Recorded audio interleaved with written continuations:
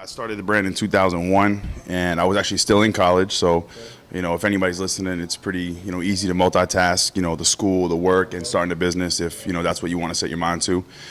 We didn't have any resources. We didn't have any relationships in the industry. I had never worked in fashion, but my partner Figs and I had started our own retail store, and we were just evaluating our futures, and it was really about either opening more stores or trying to do something bigger. And I was just motivated by the ability to provide, better paying jobs.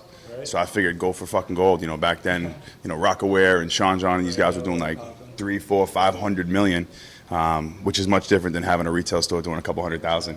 So, we were going for the big guns, basically, is what it was. Cool.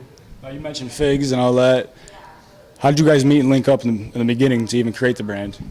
I've known Figs for years. When I was going to college, I went to Iona in New York, in New Rochelle, and I linked up with Figs through a mutual friend. I was, hustling, working in restaurants, and that was my thing. So I was on the grind. You guys ran into each other? Just killing it. And I met a friend of his, actually, from the Bronx when I was working at Pizzeria Uno's in Yonkers. I'll drop the name, give them some press. That's it. I was working at Pizzeria Uno's in Yonkers, just, slanging the pies. Right, and we met a mutual friend, and we just had that same energy. Right. And it was on from there? Yeah, pretty much. He just, kind of gravitated towards some of the things I was doing outside. Okay.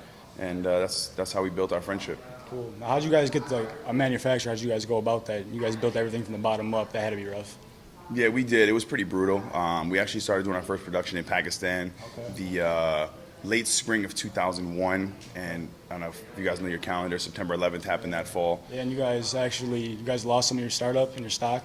Yeah, we had some hits on our startup capital. But, we took the ding, and we had a nice, learning experience for the next 3, 4, 5 years. And it kind of forced us to work on some of our other strengths, which was creative design, marketing, branding. We were doing campaigns basically for clubs, artists, record labels, anybody that needed an identity. We were just doing branding campaigns for them. And I still had my retail stores, so Figs and I just kept hustling. 5, 6 years.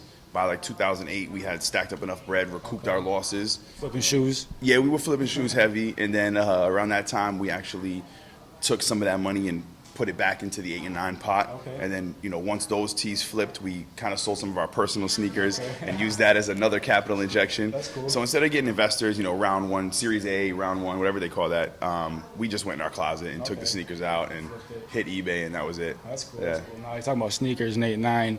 Now, how we found about you guys was through SneakerCon, through Figs. How did you guys actually make that move to get involved with SneakerCon? Dope.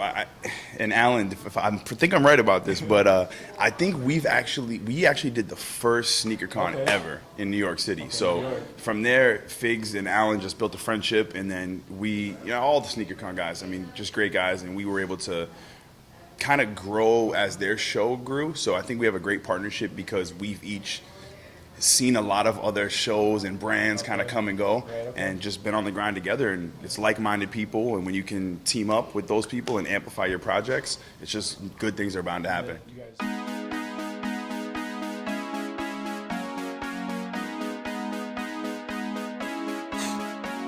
Finesse,